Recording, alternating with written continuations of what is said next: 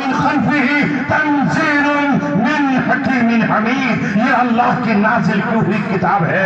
اسے کوئی مائی کلام، کوئی حکمران، کوئی بادشاہ، کوئی جنرل، کوئی قاتل، کوئی سفار، کوئی چنگیز، کوئی ہلاکو خان، کوئی ہٹلر، کوئی مسولینی اس کی راہ میں روڑا نہیں اٹکا سکتا.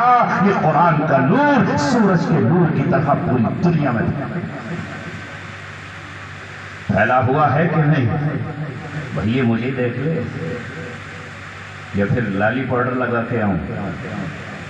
اگلے سال لالی پاؤڈر کریم لگا کر آؤں. ہاتھ میں ہی کیا باندھ رکھا ہے؟ یہ ڈورا کائے گا؟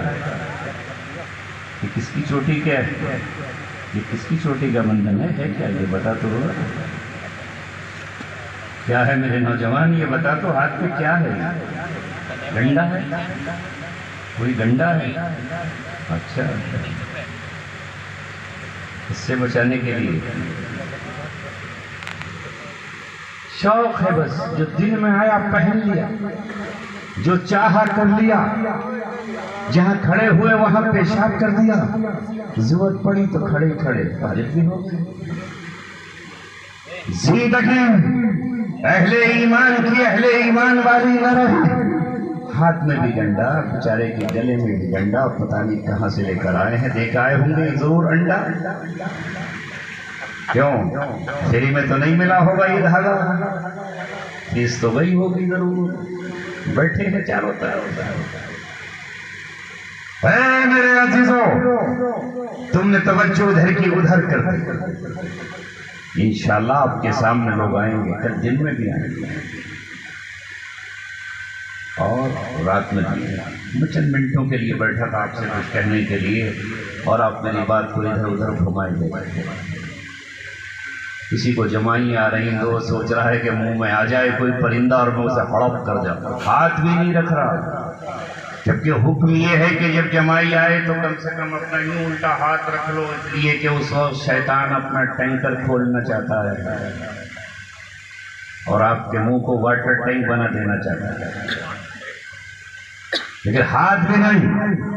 اور لا حول ولا قوت الا باللہ العلی العظیم تو یاد ہی نہیں. اس لیے کہ آج کل سب کچھ کرائے پہ ہو جاتا ہے. ابا کا انتقال ہوا، مدرسے کے بچے بلائے، بریانی کی دیگ اتاری، ہو گیا کام. مجھے کیا کرنا ہے؟ سب کام کرائے پر ہو رہا. اے مسلمانوں، ہونا تو یہ چاہیے تھا کہ تمہارا مؤذن کرائے پر نہ ہوتا اور ہر مسلمان جو مسجد میں داخل ہوتا وہ مسجد میں پہنچ کر اللہ اکبر کی صدا لگا کر اذان کہہ دیتا. اور مؤذن کی تم وہ حالت نہ کرتے جن کے مقام کو اگر بیان کروں تو رات کا دامن تنگ ہے. مؤذن کا اتنا اونچا مقام اللہ کے رسول نے بیان فرمایا. حضرت بلال کا کتنا اونچا مقام ہے اذان دینے کی بنیاد پر، مگر ہمارے یہاں چند ٹکے، چند دھیلے، چند پیسے دینے کی بنیاد پر مؤذن کا حال یہ ہے کہ پورے محلے کے لیے جو فارغ ہونے والے بیت الخلا ہیں مؤذن ان کی دھلائی کرتا ہے. جو کام کل وہ لوگ کرتے تھے جن کا نام بھی آج عزت سے ہمیں لینا پڑتا ہے، وہ کام آج مؤذن صاحب فرمائے.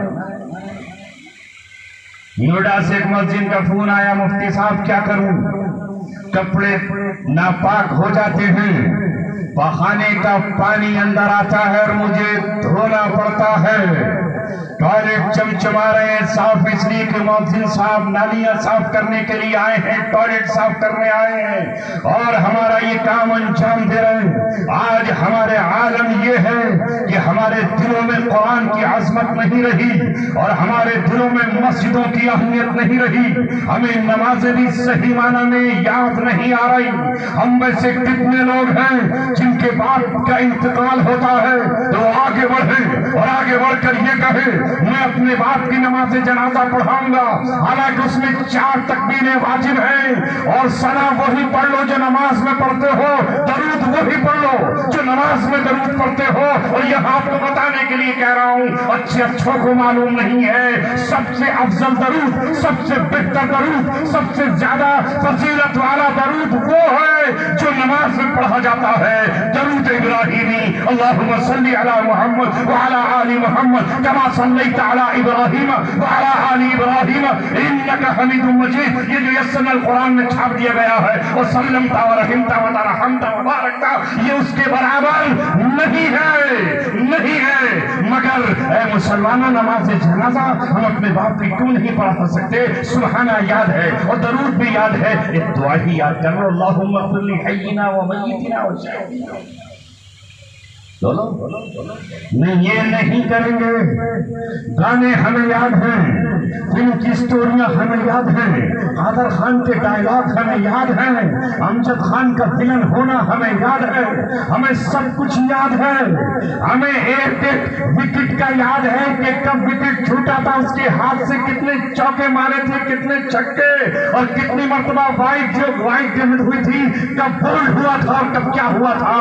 یہ امت مسلمہ پوری دنیا کی رہنمائی کرنے آئی تھی اور ظلم و ستم سے اس کو نکالنے آئی تھی۔ ابھی قاری شکیل صاحب نے فلسطین کا تذکرہ کیا، اور کیوں تذکرہ نہ کیا جائے؟ اس لیے کہ وہ ہمارے بھائی ہیں، ان سے ہمارا ایمان کا رشتہ ہے، ان سے ہمارا اسلام کا رشتہ ہے، ان کے شہر سے ہمارا تقدس کا رشتہ ہے۔ وہ جس مسجد اقصیٰ کے قریب رہتے ہیں، اس مسجد کے بغیر ہماری معراج کی کہانی پوری نہیں ہوگی۔ نبی اکرم کا سفر میں ڈائریکٹلی مکہ معظمہ سے آسمانوں کی طرف نہیں ہوا، ان کا سفر پہلے مکہ معظمہ سے بیت المقدس کی طرف ہوا۔